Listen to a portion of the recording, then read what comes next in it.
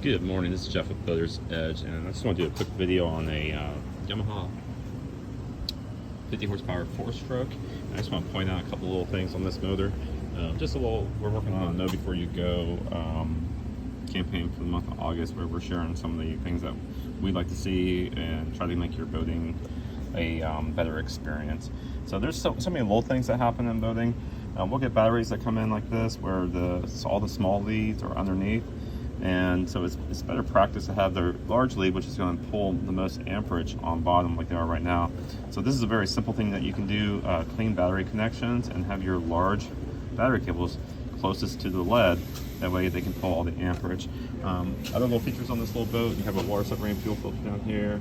If there's water in the bottom, you'll see a line of the water, or it'll get shadowy in the bottom. That kind of gives you an idea of what's going on with your fuel system. Also on this little guy, it's a Yamaha 50 horsepower 4-stroke.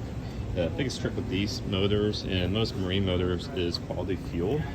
If you can keep quality fuel in these motors, you'll have a lot less issues. So when I say quality fuel, I mean running rec fuel and not pump fuel. So staying away from ethanol blends altogether. I know the manufacturers say that you can run them, but it's bad practice, and we do a lot of work because of ethanol. And what happens with the ethanol blends is the alcohol in the fuel will draw on the moisture, and we live in Florida. As you can see, it's kind of wet and damp this morning, so very humid climate, and that ethanol just loves to suck the water out of the atmosphere and pull it right into your fuel system. So make sure you're running rec fuel, and it's you can get it at multiple stations now. It's really very popular. So some other little things to watch out for. Keep them where you're doing your service and keeping that up. We pull the prop and check for prop fishing line every year, but if you ever see fishing line around your prop pod, that means you need to pull that prop and get that fishing line off. What happens is the fishing line will get inside and it will ride on the seal surface and cut the seals, and then you'll end up with a premature failure on a prop shaft seal that didn't have to happen. So it happens all the time. You get a little fishing line. If you ever see fishing line under, you need to pull the prop off.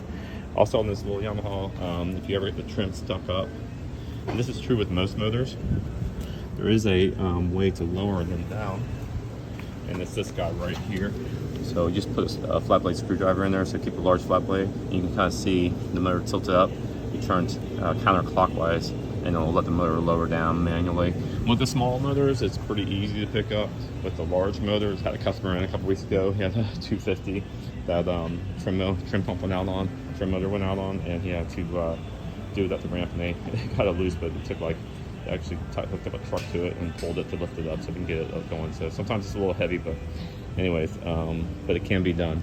So definitely can be done. It gets you out of a jam. And then also on this guy, keeping up with just checking oil and things like that. If you ever, you'll notice that these motors,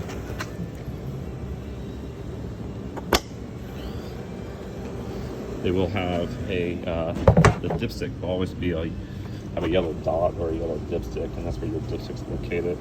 Also on the motor, you have a water separating alarm on this one, so if that little black flip ring gets up too high, it will throw off an alarm.